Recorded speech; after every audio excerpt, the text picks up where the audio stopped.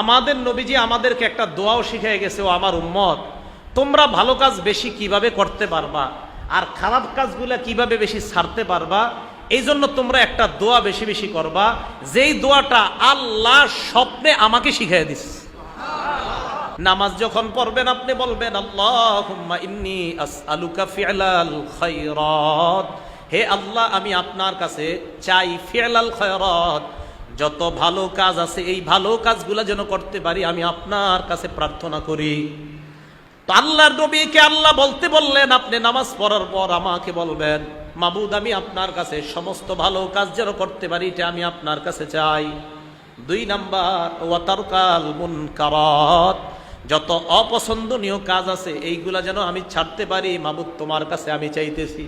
এবার বাংলায় আপনারা বলবেন নামাজের পরে যে, হে আল্লাহ আমি আপনার কাছে এই বিষয়টা প্রার্থনা করতেছি, আল্লাহ যত ভালো কাজ আছে এই ভালো কাজগুলো যেন আমি করতে পারি, মাবুদ এটা আমি আপনার কাছে চাই। আর যত মন্দ কাজ আছে আল্লাহ এই মন্দ কাজ যেন আমি ছাড়তে পারি, আল্লাহ এটা আমি আপনার কাছে চাই। মুসলমান, এই দোয়া আল্লাহ শিখিয়ে দিয়েছে আমাদের।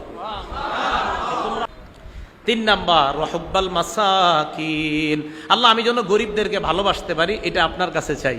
ওয়াইদা আরাদতা বিইবাদিকা ফিতনাতান ফাকবিজনি ইলাইকা গায়রা মাফতুন, আল্লাহ আপনি যখন আপনার বান্দাদেরকে ফিতনায় ফেলাইতে চান, ওই ফিতনায় পড়ার আগে আপনি আমাকে আপনার কাছে উঠায় নিয়েন। এটা শিখিয়ে দিয়েছে আল্লাহ আমাদের নবীজিকে স্বপ্নে।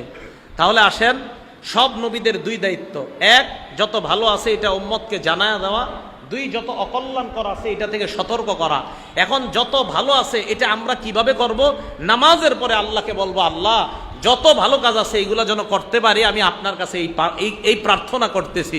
আর 2 নাম্বার, সমস্ত খারাপ বিষয়গুলো যেন বর্জন করতে পারি, এইটাও আমি আপনার কাছে চাইতেছি। কথাগুলো মনে থাকবে?